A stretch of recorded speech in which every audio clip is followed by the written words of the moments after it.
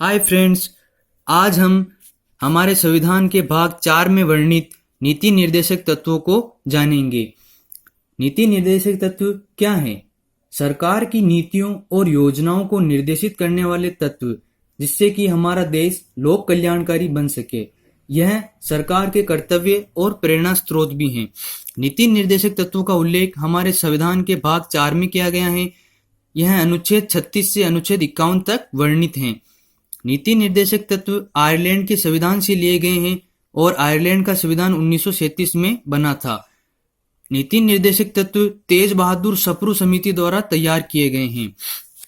नीति निर्देशक तत्व की परिभाषा देते हुए केटी शाह ने कहा है कि नीति निर्देशक तत्व एक ऐसा चेक है जिसका भुगतान बैंक की इच्छा पर छोड़ दिया गया है।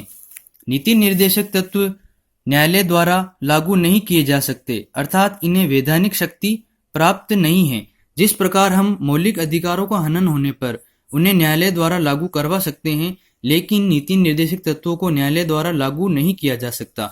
नीति निर्देशक तत्व 46वें संविधान संशोधन द्वारा वर्णित किए गए हैं।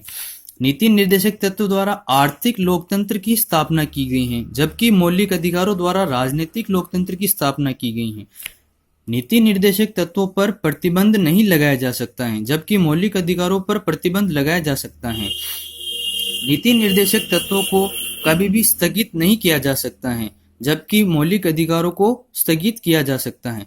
अब प्रमुख नीति निर्देशक तत्व।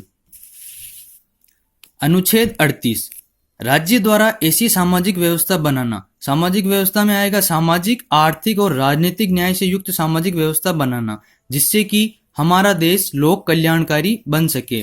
इन शॉर्ट में अनुच्छेद 38 में आएगा लोक कल्याणकारी। अनुच्छेद 39, समान न्याय प्राप्ति और निशुल्क विधिक या कानूनी सहायता का प्रावधान, अर्थात सभी वर्ग के नागरिकों को समान न्याय प्राप्त हो और कानूनी या विधिक सहायता के लिए कोई शुल्क नहीं देना पड़े। अनुच्छेद 40, अनुच्छेद 40 में है ग्राम पंचायतों का गठन, अर्थात ग्राम पंचायतों का सुचारू संगठन, समय पर चुनाव और पंचायतों को अधिक से अधिक शक्तिशाली और स्वायत्त बनाना अनुच्छेद 40 के अंतर्गत आता है। अनुच्छेद 41, कुछ दिशाओं में काम, शिक्षा, लोक सहायता का उपबंध। कुछ दशाएं अर्थात बेगारी, बुढ़ापा, विकलांगता और असमर्थता आदि दशाओं में अगर कोई विकलांग है, असमर्थ है, तो उसे शिक्षा प्राप्ति में सहायता प्रदान की जाएगी, अर्थात अनुच्छेद 41 लोक सहायता का उपबंध। अनुच्छेद 42, काम की न्याय संगत और मानवोचित दशाएं तथा प्रसूति सहायता का उपबंध, इन शॉर्ट मानवोचित दशाएं, अनुच्छेद 42।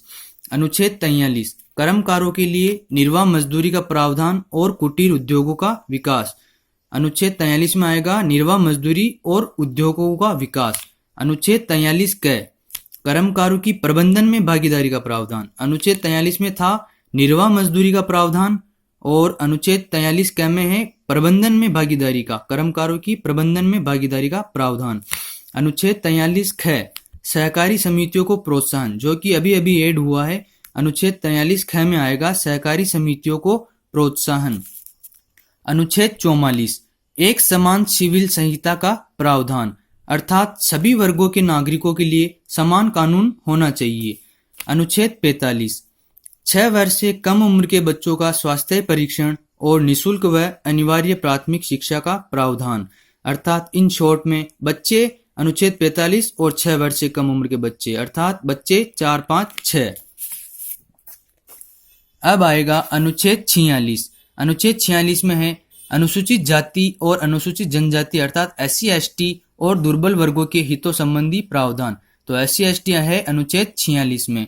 अब अनुच्छेद 47, लोगों का जीवन स्तर ऊंचा उठाना और लोक स्वास्थ्य में सुधार का प्रावधान।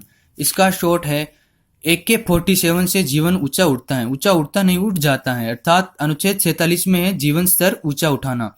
अनुच्छेद 48, कृषि व पशुपालन का संगठन। अनुच्छेद 48 क, पर्यावरण व वन्यजीव संरक्षण। अनुच्छेद 49, राष्ट्रीय महत्व के स्मारकों का संरक्षण। अनुच्छेद 50, कार्यपालिका और न्यायपालिका का पृथक्करण। इन शॉर्ट अनुच्छेद 50 अर्थात बंटवारा 50-50 अर्थात कार्यपालिका और न्यायपालिका पृथक्करण अनुच्छेद 50। अनुच्छेद 51 अंतर्राष्ट्रीय शांति में वृद्धि के प्रयास अर्थात इन शॉर्ट में है 51 रुपए में शांति। अनुच्छेद 51। अगर आपको हमारी पोस्ट अच्छी लगी हो तो हमारे चैनल को लाइक करें, सब्सक्राइब करें और अपने दोस्तों के साथ शेयर करें।